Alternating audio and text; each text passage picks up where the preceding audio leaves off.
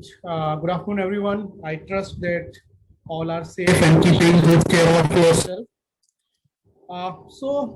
Today we are connecting on a very interesting subject, which is very a niche as far as Indian market is concerned, and lot under discussion. And this is the agriculture commodities marketing.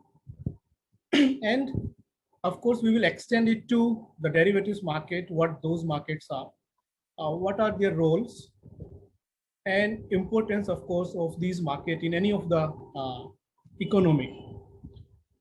We will try to start this with some global perspective, how Indian market is, and what is importance of agriculture in Indian economy, what are the risk which value chains who are associated with agriculture markets are exposed to, and what are the options available to them to manage that risk, and what role a derivatives market can play on the both side of the market, on the spot market and on the futures market as well. So first, absolutely, we have to understand that India being the largest economy, having maximum contribution from the agriculture sector to its GDP. So if we see the top 5 economy of the world, where US stands 1, but if you see the agriculture share to the GDP is 1%, and employment by this sector is also 1%. The second is China, which is 7.1%, comparatively high than rest of the developed country. But employment is only 25% from this sector. Japan is another third largest economy, but agri is only 1.2%. Germany is the fourth largest economy. Agri is only 0.7%, even the less than US. But if we look towards the India, we are the fifth largest economy of the world, and contribution of agri to its GDP is 16%. And that's why we say that India is a agri economy. Agriculture is backbone of Indian economy. It has a larger role to play, and whatever happens in economy, in agriculture, I think is visible in all other sectors as well. A larger impact we can see whatever anything happens in the agriculture sector. And because large population is dependent on agriculture, directly or indirectly, anything in agri, especially rural and semi-urban, which is agriculture economy and mostly dependent on agri for their various livelihood, anything happens in this particular sector impact all other sectors. If farmers, which are the primary unit of agriculture market, are doing well, making good money out of agriculture, they are realizing good prices for their crop, I think the impact on all other sectors, whether it's FMCG, automobile, or any other sector, is huge. And we have seen it multiple times happening that what is happening in the agri, how the monsoon is going to be, and various financial indicator responding to that. So that is importance of agriculture to India, and in up to certain extent, how we are different from any other leading economy of the world. India largely is a, if we see that how India is, as far as agriculture production is concerned, so India largely remain a demand-driven economy, agriculture economy. We mostly produce what we consume, and most of the time race is in between the demand we as a country have and what farmers are producing to fill that demand. If you look at this chart, how India has progressed over a period of time in food grain production. When 1960-61, our food grain production in million ton maybe less than 100, and that was the era when we see the green revolution happening, and post that we can see where we have reached to. Right now we are producing more than 300 million ton of grains. If you look at the CAGR of food grain and CAGR of population growth India is having, you can perfectly see that food grain right now is growing, the production is growing little faster than what population growth is. And that indicates that slowly and gradually we are moving toward a supply-driven economy. Means earlier, if you go back maybe 5 years back or a little more, in 2011-12, we were largely a short supply country. Means our demand for various commodities were high, and the domestic production was less, and we were dependent on import for various commodities, and inflation was a major concern for all the governments and policy makers that point of time. But post that, the growth which we have seen in food grain production has remained massive. And now I think at this point of time, if you talk about except, I think oilseed, in almost all the commodities, we are a surplus country. We have excess wheat, we have excess paddy, we have excess pulses at this point of time. We are exporting sugar and various other commodities. So this is the development which has happened in Indian agri-commodity sector, and this is when still Indian productivity is much lesser than global productivity because of various issues we all know, whether farmers are small, technology is little less as compared to any other developed country, or the farm size is low, and the capacity of producing in bulk or managing everything in bulk and using the best technology, everything has an impact. Despite that, we are now slowly and gradually moving to a surplus economy, and the way this growth is registered or recorded in last few years, we should not be surprised that after 5-10 years, India will be in a position where we will be a supply-driven economy. And when we say supply-driven economy, it means we ourselves see as a supplier of various commodities to the global market. Though we can do it today as well, but as of now, we are very close what we produce and what we consume. So this is the potential of Indian commodity sector. And when we see these kind of transition happening, first moving from a short supply to excess supply, when we see government policies moving around farmers with the intent to doubling farmer income, increasing profitability to the farmers, and also protecting consumer, setting ourselves as a credible and sustainable supplier to the global market, means connecting our market to the global market. It comes with a lot of uncertainty and volatility and dynamism to the market. And I think that is something which we are going to discuss today in this presentation. So if we see the agri ecosystem and the impact of all these points which we have just discussed, so this market starts with the farmers, the primary unit of the agriculture production. They produce crop, they do aggregate it, they sell it through commission agent to the mandi or through the agriculture cooperatives, or maybe sometimes directly to the processors. In certain commodities, government buys these commodity at MSP or under various scheme. And finally, we also export. If you look all these value chain participants who has a role to play in the agri supply chain are exposed to price risk and these volatility which may occur because of any other factor or any factor which we have discussed. Maybe any change in the demand, any change in the supply, any change in the government policy, any change in the global market had a huge role to play and impact on the prices, and that creates volatility and uncertainty in market, and that expose every one of them who are visible in this chart or in this on the slide are exposed to price risk and need a very efficient risk management tool to manage these kind of price movement. So we'll start with the farmers. We talk a lot about the farmers, government policies talk about the farmers. We as an economy right now focusing that how farmers can be profitable, how farming can be profitable, how we can double the income while being self-sustainable or self-dependent in the food supply.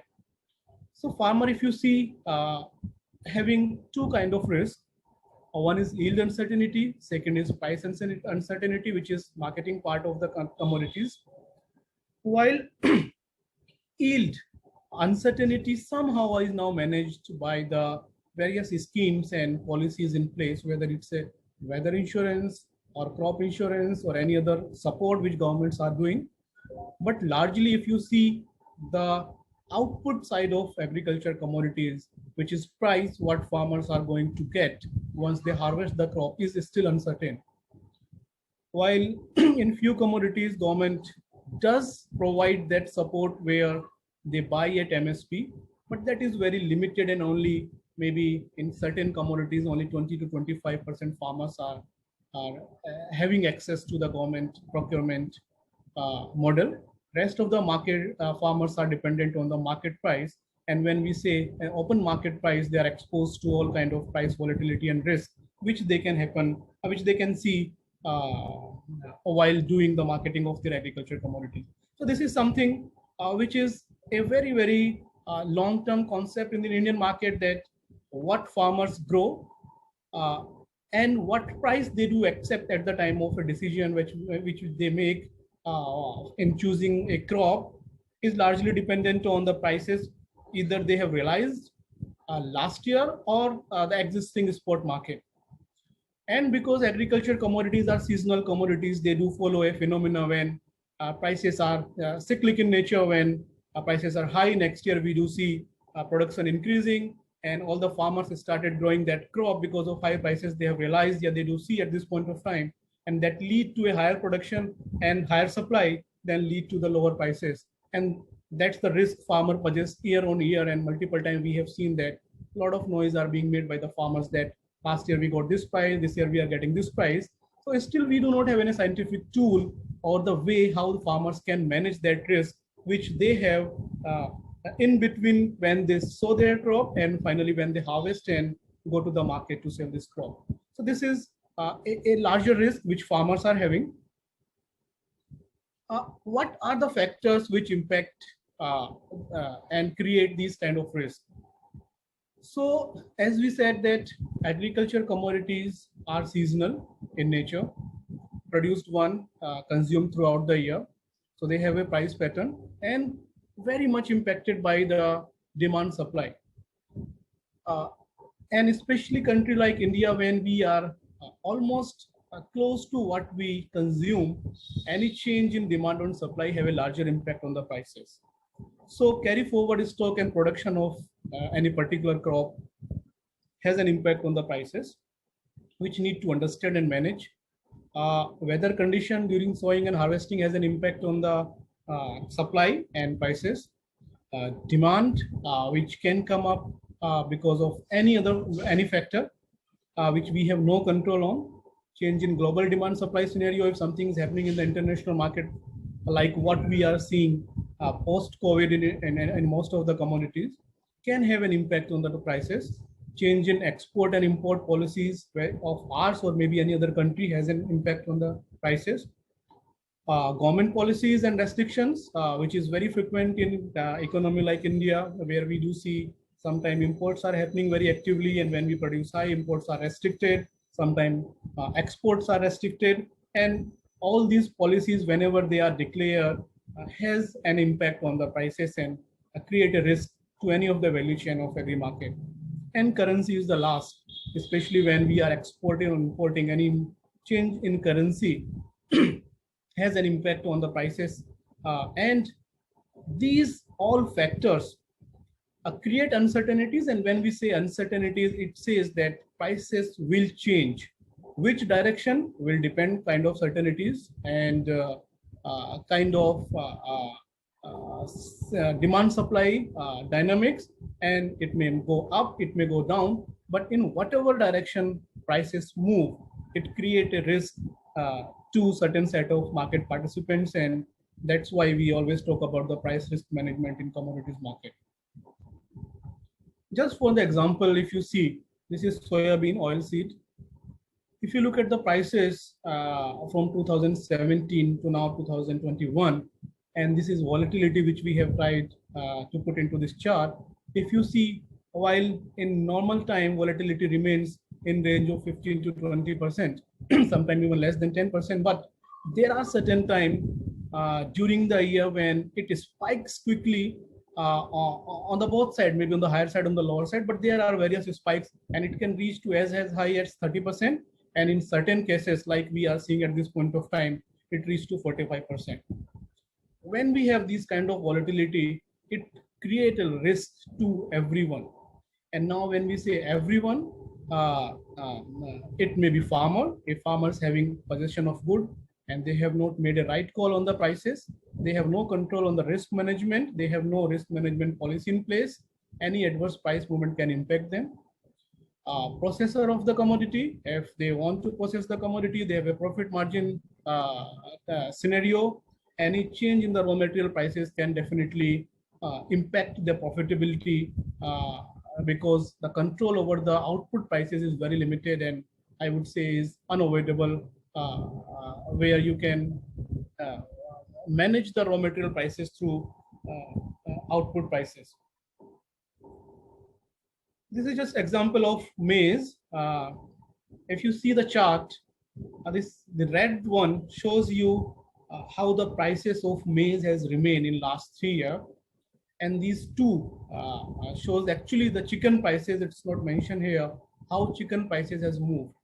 As we know, maize is the raw material, significant, and it contributes significant to the feed, which is being fed to the chicken. Maybe around 40% of the cost is from maize. In certain cases, it's maybe up to 80%. And if you see the correlation or through this chart, there are cases and instances where raw material prices is moving up significantly, especially if you see the period of July 19, May to December 19, where prices has moved up as high as 2,400 rupees per quintal, while chicken prices have moved adversely at that point of time. So that is the risk which a processor or producer of chicken has if raw material prices are not managed. We do operate in a very competitive environment, and most of the time we cannot adjust raw material prices into output prices because it's a competitive market. You cannot just pass on the prices. And if these kind of scenario happens, I think all of us can understand what would be the impact on the profitability of the processors. These are certain examples which we have given, and these are valid for any other commodities you name. And if you see the price chart of those commodities and the volatility, you will find the average volatility in commodities remain 15 to 20%. And that itself says that why do we need a market for risk management where we can protect any adverse movement. We can protect ourselves from any adverse price movement using this market and keep sustaining in this competitive work where output prices are not under our control.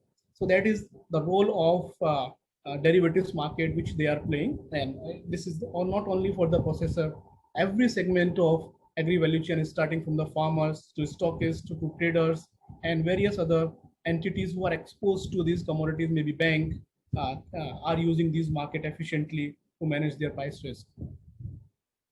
Now we just see why do we need derivatives market. So the risk which agri value chain can have, we have discussed.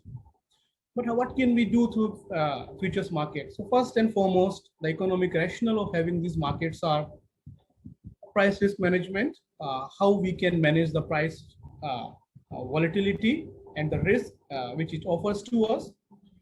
Price discovery, these are national level market where thousands of people are coming together and doing a fair price discovery. Price dissemination, having a futures give us an indication that how prices are moving in the international market and international market, and those prices are most of the time are well accepted to everyone, and dissemination happens on the larger level because these are not localized mandi prices, these are national level prices being discovered on a electronic platform.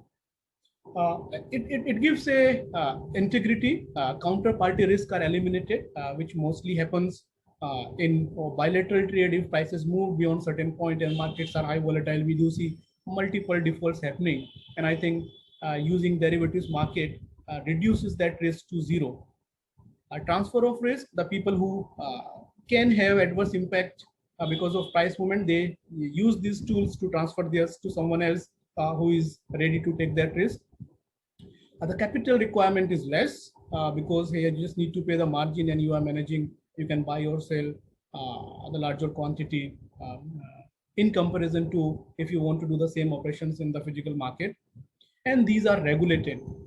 Indian derivatives market are regulated by SEBI, which comes under Ministry of Finance, and everything which is built or any instrument which is there, any process are very much regulated by SEBI under SCRA Act.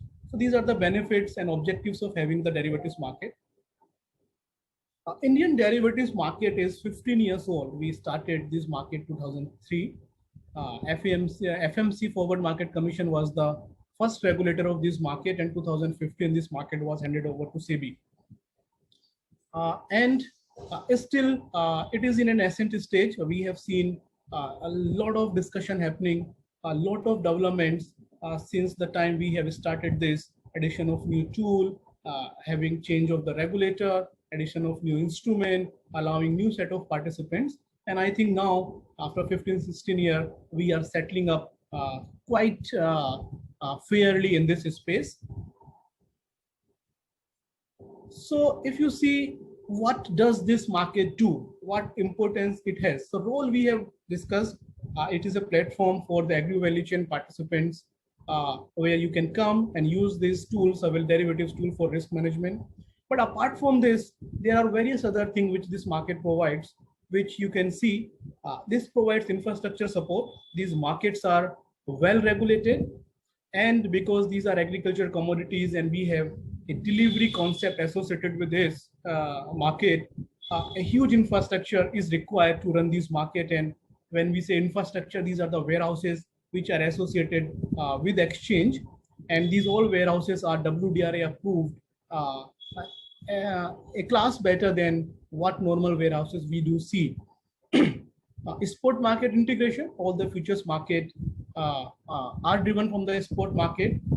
ENWR, all the deliveries which happens in exchange ecosystem are through negotiable warehouse receipt, which 1.5 years back was started under the regulation of WDRA. That is something. Standardization, all the contracts are very well standardized as per the FSSAI norms and AGMARK norms. And when these market develops, that standardization goes back to the primary market as well, because that's how this trading starts from the mandi. Clearing and settlement, price discovery, a lot of consulting services, means on the risk management side, on the price discovery side, a lot of research and development has happened. And what it offers price determination, support to the farmers, how they can make well-informed decisions about the crop which they are growing, about the stock which they are holding, and about the crop which they can sow looking at the futures market. So these are certain very key decisions which farmers can take, and we will discuss that how farmers are using this market. It brings a lot of transparency. Prices becomes a national price when they are available on the derivatives market. While we have a APMC marketing system in place, which are available in all part of the country, where farmers can go and get their material, they can trade, and price discovery is happening. But mostly those prices are local in nature, not very well connected with the national and the global market because of local demand supply factor and disconnect or not availability of right set of information while those trades are happening. And mostly these are a very short-term trade, spot trades happening. So futures prices being transparency at the market. When the market is start, everybody knows what are the prices for these commodities are trading for this month, for next month, and maybe down the line for next 6 months. And accordingly, anyone can take a very well calculated and informed decisions. This also brings online spot market. ENWR can be traded with a click. It is supported by electronic spot market also. The policy support is also there. A lot of policies has been built around ENWR and on the futures market, and information dissemination, which we have discussed. These prices are not only being used by the people who are trading it. Actually, various other people who are not trading but use these prices as information point while making various key decisions in this space.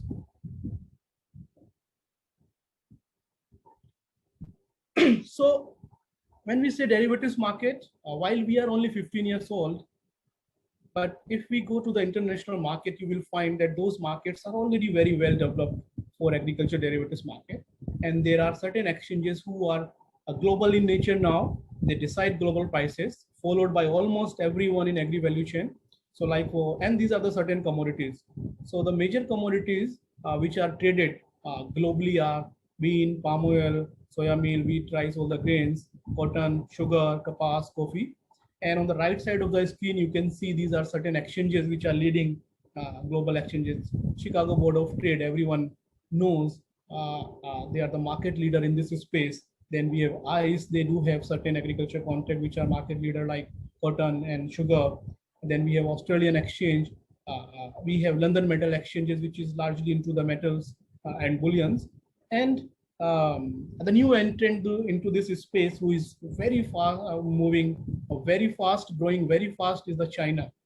And there are two major exchanges who are very active, which is Zhenzhou one, and the Dalian is the second commodity exchanges. And in last 10 years, they have shown tremendous growth in this space, and now they are almost either number one or number two in most of the derivatives which they are offering.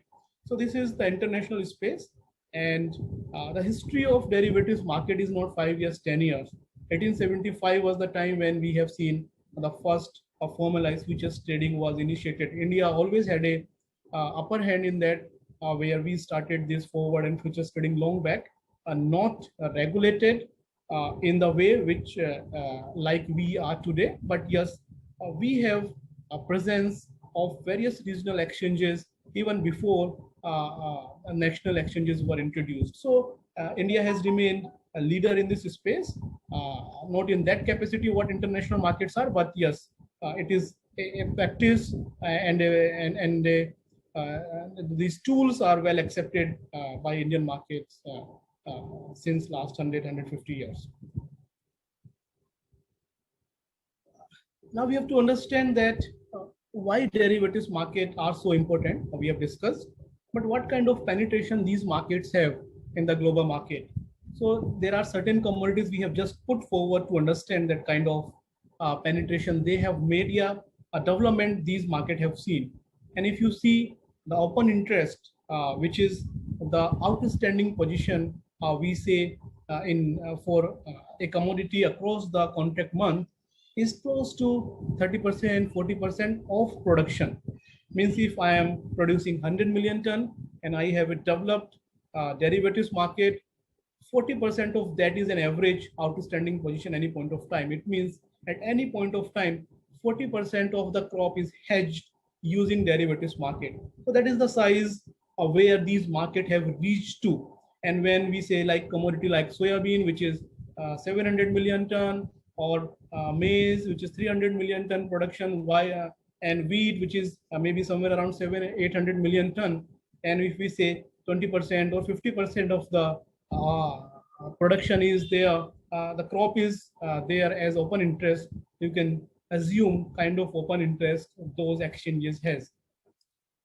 But if you see the Indian market as compared to global market, we are just, I think we are starting our journey where soybean and soya oil are 2 to 4%.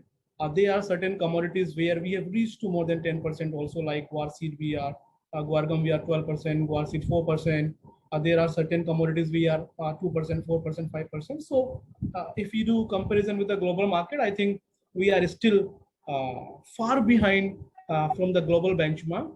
But even if you, but on the other hand, if you compare the life of these markets, we are only 15-year-old while they are maybe 150 years old. So we have just started this journey in this derivative market.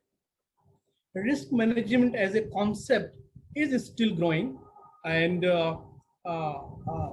few value chain participants are actively using them. Hedging is now being considered as a policy, not a decision to be made. And not only the processors or traders, now farmers have also started using this market, and the regulator is very supportive to that, and there are various policy which are being built around this market.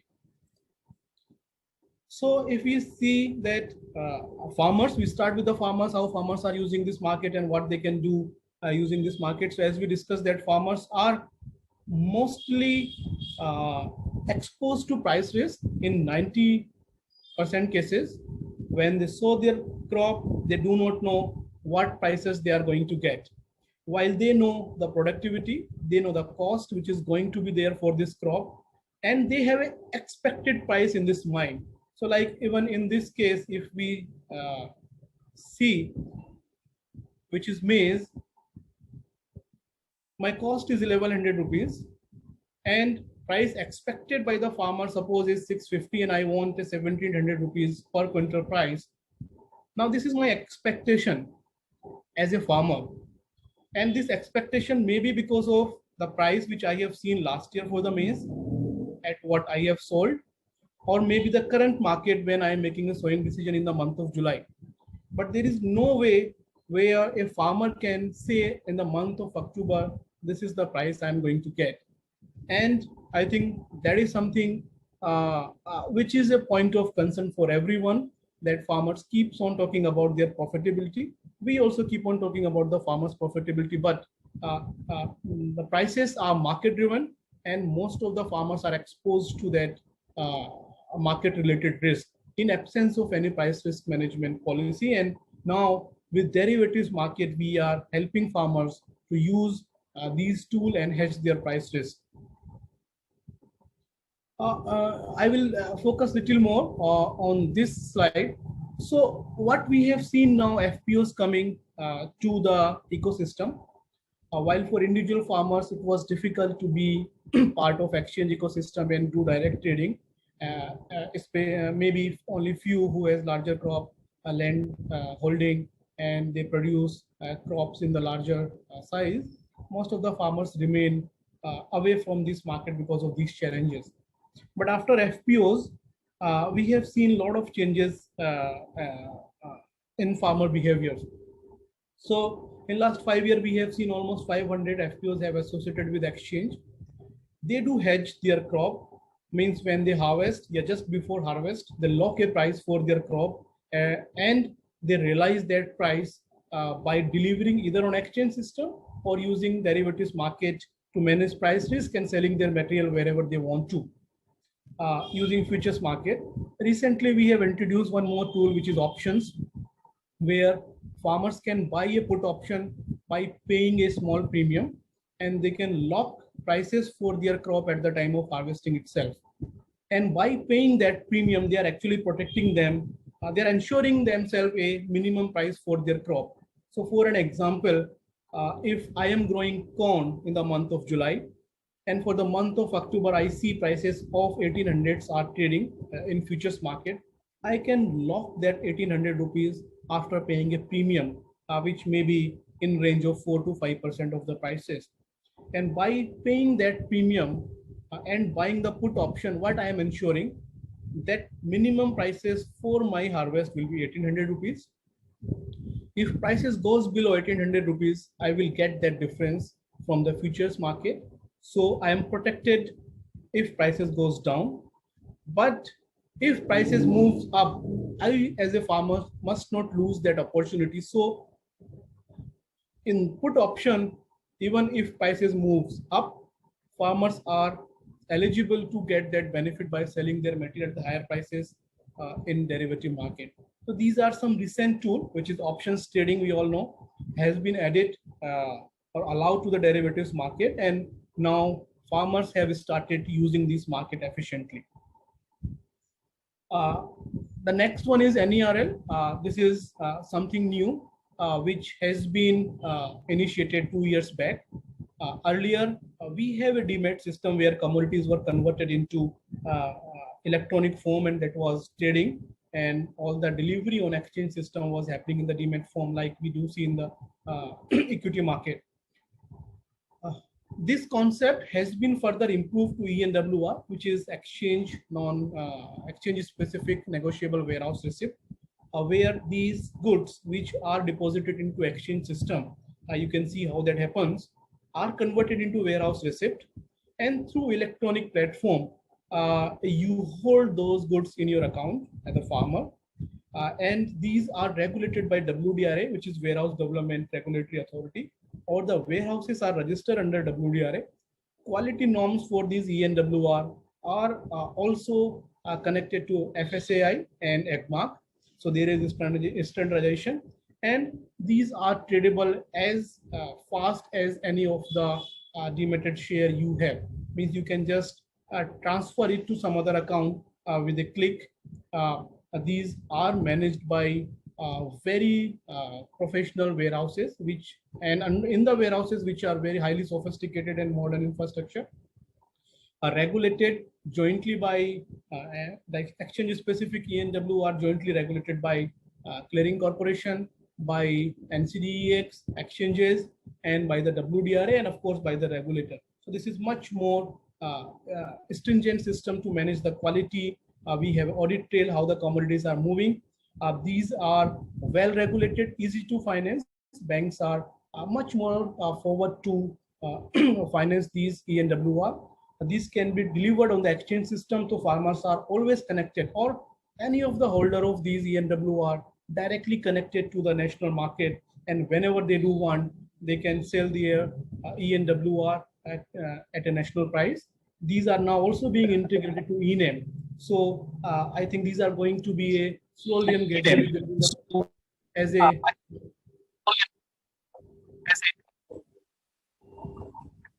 yeah. So this is NERL, means ENWR, which has been introduced to this ecosystem. So this is all about my presentation about the market. Just to summarize that we already have a spot market which is trading under APMC Act of the various states. That market mostly run on a domestic demand supply. Prices are on the spot. But agriculture commodities having a lot of price volatilities because of various factors we have discussed has uncertainty and volatility, and that has an impact on profitability of each and every value chain of agriculture commodities. They do need a price risk management tool. Derivatives are offering that services where you can use these tools to manage your price risk and be profitable in whatever business you are doing, whether farming or trading of commodities or processing of that commodities. And these are certain tools, and the concept of hedging has been globally accepted. A lot of focus is being given by not by the even the exchanges, by the companies itself, where they do have a risk management policy in place. Commodity business largely high volume and thin margin game, where prices are volatile, and if you have a larger exposure to any of the commodity and prices move opposite to what you have planned and what you have thought basis your and the 1 year or one price movement can wipe all of your profit which you have made in last 5-10 years. And that's the importance of having a price risk management policy.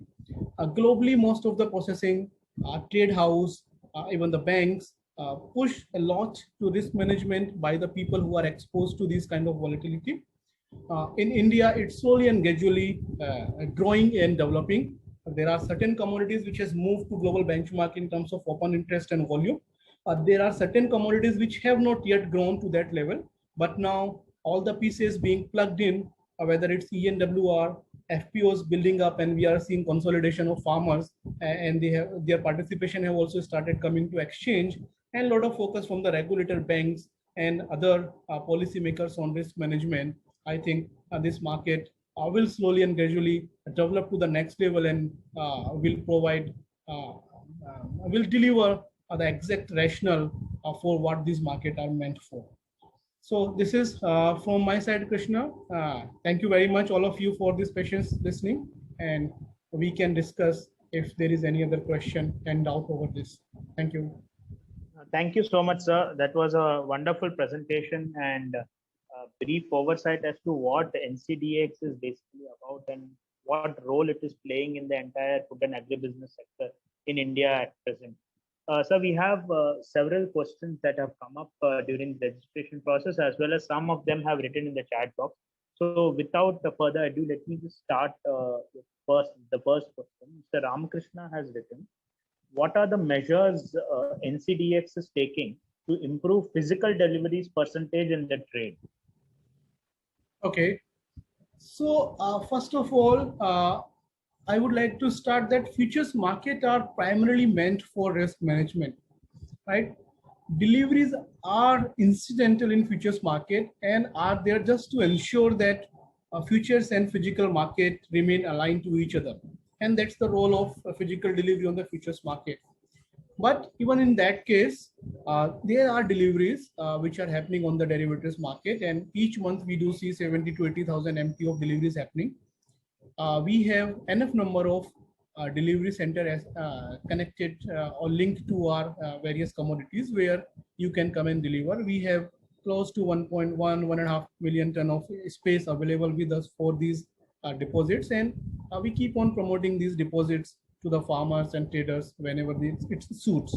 But again, I will say this, while this market remains open for delivery, but because it is being used for risk management, delivery remain incidental. Just for an example, if you are a oil miller and you want to buy soya meal and your plant is in Coimbatore, and maybe you are a poultry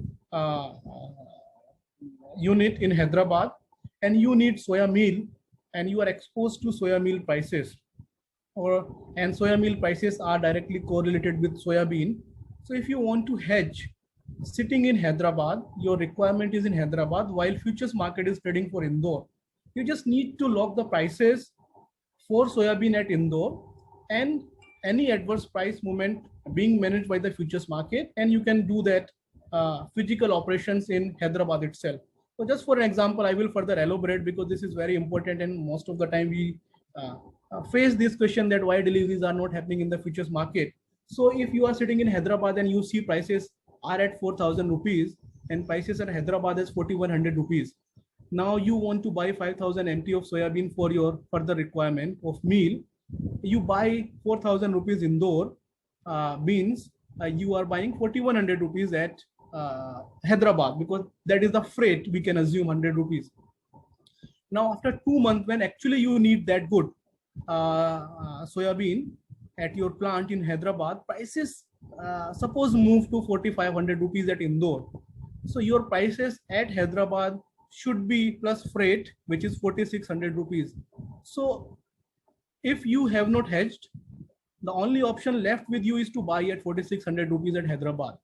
But if you have hedged in the futures market, which you did at 4,000 rupees, now prices at futures are 4,500 rupees. So you will get 500 rupees from the futures market, and you will buy your soybean at Hyderabad at 4,600 rupees, and 500 rupees which you have paid in buying physical will be compensated by the futures market. So that's how you manage your price risk. Deliveries remain specifically for the people who are at the basis center, or you are not getting material from anywhere else, or you cannot sell material anyone else. But most of the people use this market for price risk, and deliveries remain incidental at the expiry of each contract. Thank you, sir. Before we open to the audience to ask questions, there are a few more questions. There are around 4 or 5 people who have written as to how farmers can actually participate in the entire NCDS DEX market. To add to that, Mr. Biswajit Panigrahi has also mentioned specifically how small and marginal farmers can participate and take benefits of the commodity derivatives market, and what are some of the prerequisites apart from the procedural requirements. Okay, so as I mentioned that there are various challenges which farmers have, and these can be connected to the risk which they have. So first and foremost, as we discussed, is the risk of the price which farmers carry. Second, decision making, whether for choosing a crop or deciding what time to sell, or maybe deciding what whether to hold or sell at this point of time, and maybe financing associated with the goods which they are having with themselves. So these are 3-4 points which farmers can do. So I will cover one by one. First of all, farmers, when make decision to sell a crop, they have only one price, which is mandi price as of now, or many other spot market prices which are available at this point of time. But those are not national prices. They are various local prices of various mandi. But if farmers want to know what is the trend of the prices, how the change, what is the change in the prices as compared to yesterday, or what is the change in the prices from the time he has left his farm and reached to mandi also. By using futures market, they can see those changes and they can negotiate well to whomsoever they are selling their goods. So that is one thing which is very transparent. Prices are available to everyone who is trading commodities. Second, participating in the derivatives market itself. As I said, for individual farmers, it was a challenge because futures market are standardized. They have a lot size, minimum lot size to be traded, whether it's 1 MT, in certain commodities, it's 3 MT, 5 MT or 10 MT. And if farmer is not having that much of goods or they are not producing that kind of amount, it becomes difficult for them to hedge.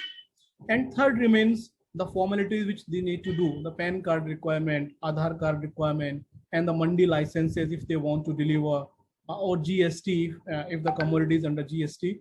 These were the certain things which were holding farmers to be part of futures market. We have started doing this exercise with the FPOs because FPOs are a group of farmers.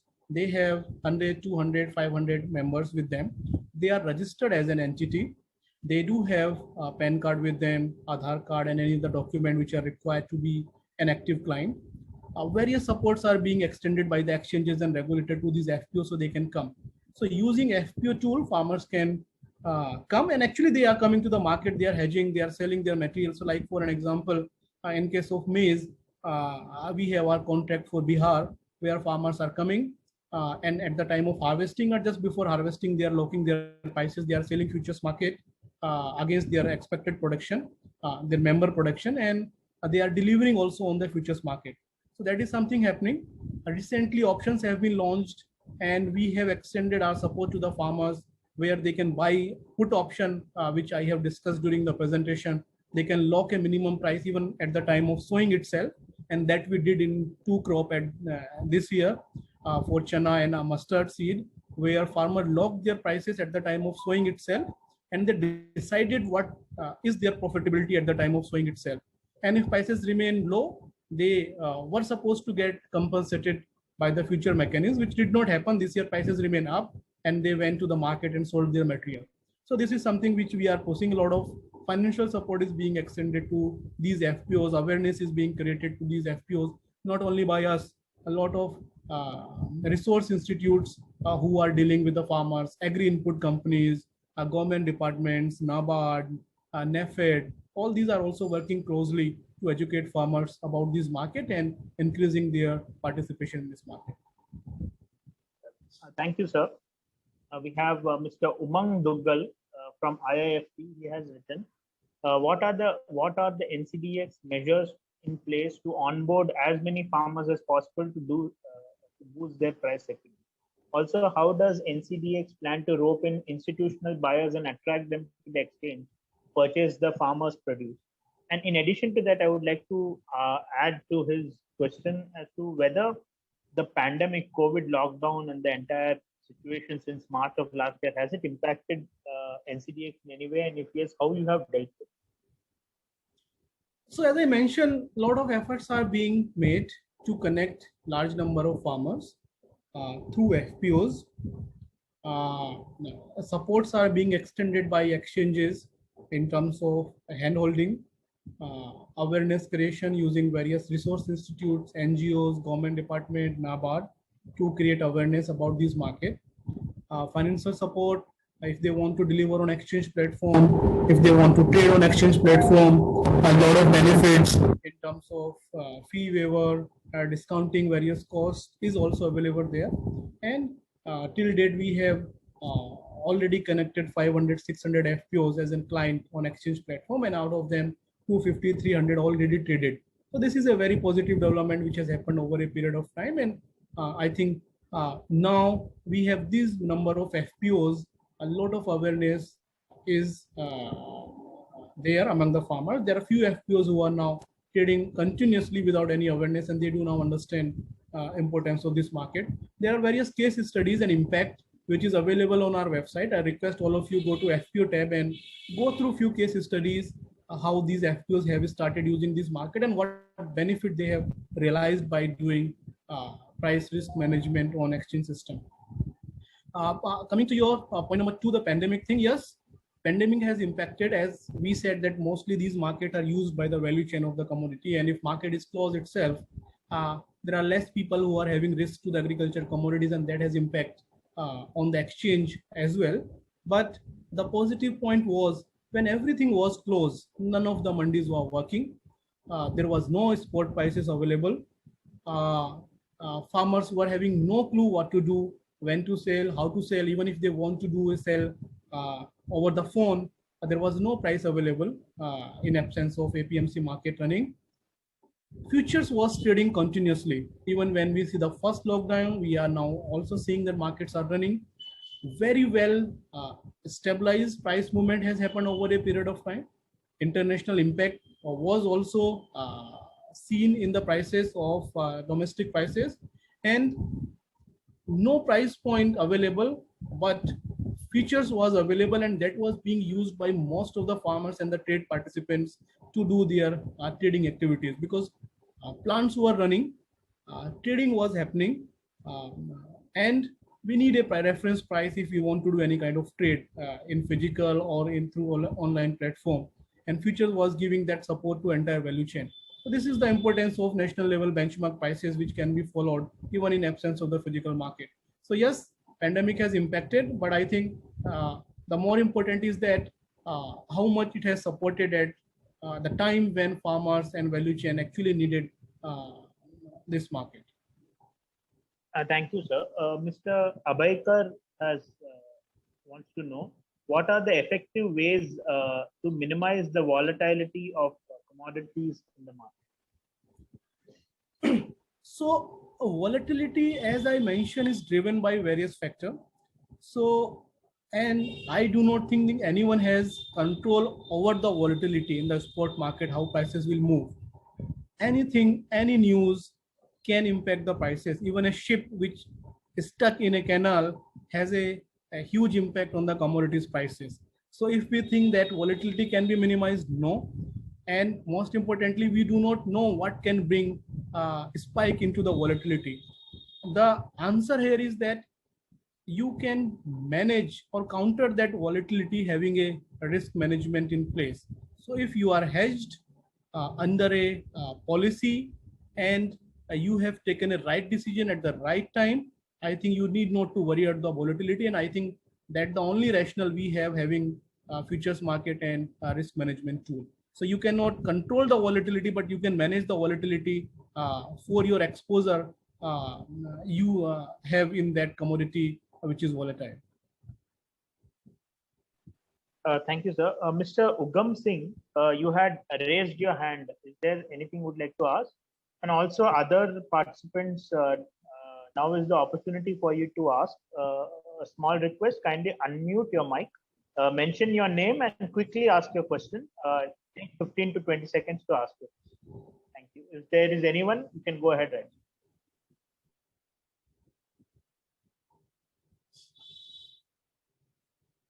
Question, there is one person who has written, Mr. Prakash Haribao Mahatre. He wants to know specifically about the tur, moong dal and soya bean. If you could answer, he wants to specifically know about that.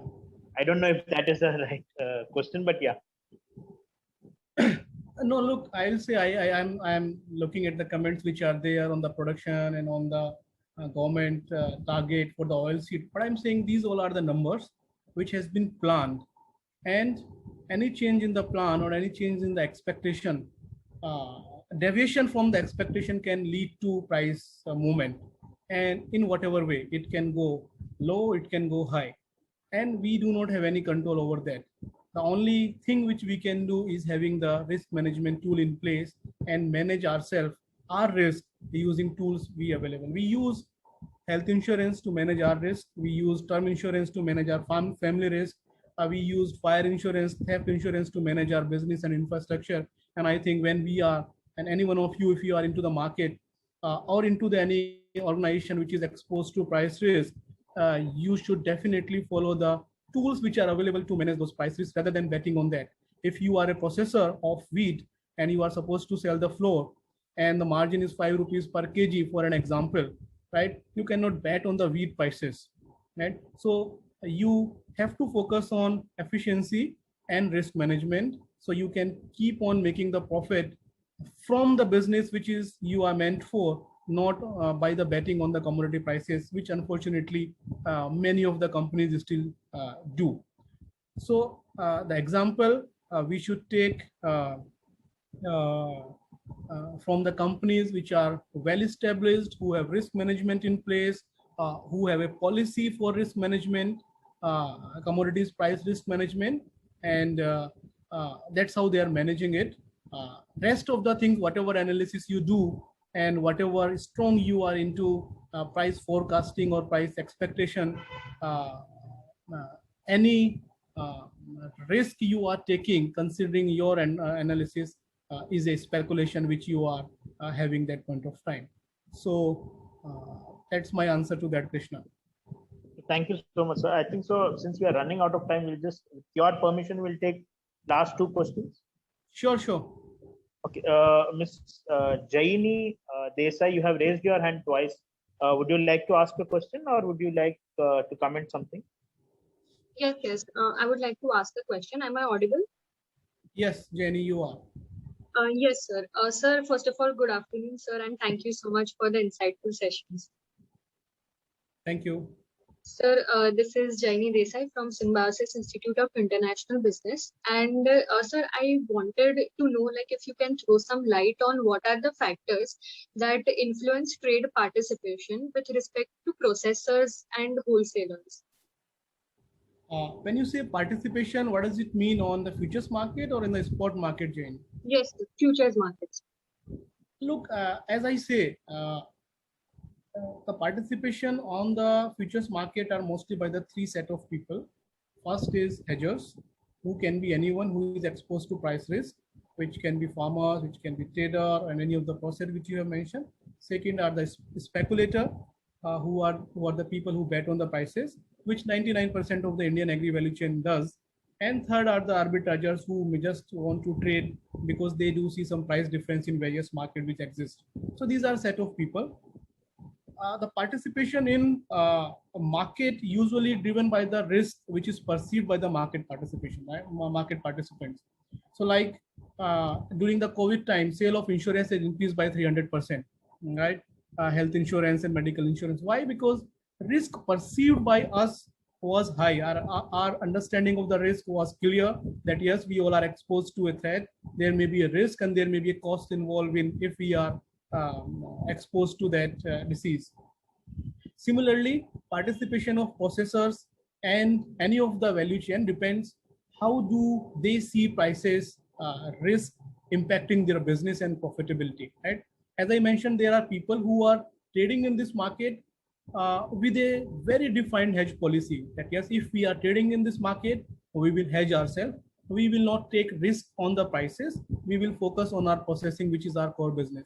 But there are other people who are comfortably doing that, and they are ready to take that risk. And we have seen multiple times many of the industry wiped out from this market because of the risk they have taken. So I think perception of risk and policy to manage that risk is something which attracts most of the participants to this market. Okay, so we'll take, I apologize to everyone, but this is the last and final question. Those who have already asked a question earlier, we'll with sir's permission, we can have a similar session in the future, and you could ask those questions to sir then. The last and final question, sir, Ms. Aditi wants to know, is NCDEX in a way eating away the entire Mandi system? Like, is it threatening the Mandi system? We do not have any conflict with the Mandi system. As I said, by regulation, all of the futures contracts are finally settled on the spot market. So while spot market function is to provide a system where anyone can go buy and sell in the spot market, which is a bilateral trade, the purpose of futures market is to give a platform and tools which these people who are exposed to spot market can use for risk management. So we do not have any conflict. And as I said, we are not even on the delivery platform. while millions of tons of commodities are being traded in the spot market, delivery on the futures market is only 40,000, 50,000, or maybe 1 lakh MT per month. So we are nowhere into competition to the spot market. We are actually strengthening the spot market and giving, the right set of information to the people who are sitting even the farthest corner of the country, to the smallest farmer, whatever crop they are growing, and if that is available on the futures market, they can see that prices and they can go to their market and negotiate well on the prices. They can use derivatives market to lock their prices, whosoever and wherever they are. Like example I have given for Hyderabad poultry, various farmers in the state of Bihar are using derivatives market and locking their prices and selling their material wherever they are. And the last, they can take clue from the futures market, even if they are not hedging, that what prices are trading today in the futures market, what prices are of next month, what prices are of next 4 months, and what to do with the crop which they are in possession of, or decision of holding that of goods at this point of time or selling at current prices. So just for an example, if you are a farmer, this question was from Aditi, right? So Aditi, if you are a farmer and you see that today mandi prices are 5,000 rupees for chana, while futures market is saying that June prices are trading at 5,200 rupees and August prices are trading maybe around 6,000 rupees. What call you will take, right? So first, you do not have any other futures prices. You have only one price, which is for 5,000 rupees, and you go to the market. I think that the trade which we will do, you will sell in the spot market and you will come back, and the 5,000 will be your realization. But as a farmer, before moving from your home, you see that today mandi is trading 5,000 rupees, while 3 months after I am getting 5,000 rupees. I think that's the call which you can take only if futures market are available. Otherwise, you have no idea what futures market are going to, what futures, the future prices are going to be after 1 month, 2 months, 3 months, or 4 months. And over and above, you can lock those prices. So as I said, price discovery, fair price discovery and dissemination is also a very important function which Future Mysore does. And that's what we are giving it to farmers and all the traders sitting in every mandi.